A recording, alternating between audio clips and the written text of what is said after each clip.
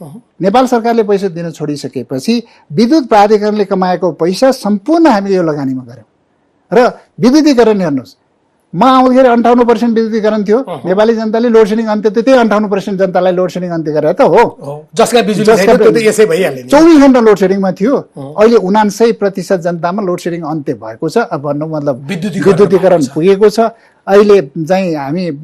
हुम्ला एउटामा grid पुग्नमा आइछ micro hydro छ बत्ती त छ तर हामी पुर्याउँदैछौँ 4 महिनाभित्र यो आर्थिक वर्षभित्र हुम्लामा पनि ग्रिड पुग्छ त्यसपछि देशभरि ग्रिड पुग्छ अहिले करिब 100% इलेक्ट्रिफिकेसन तपाईँ राति प्लेन चढेर हेर्नु न हरेक ठाउँमा बत्ती बलेको हुन्छ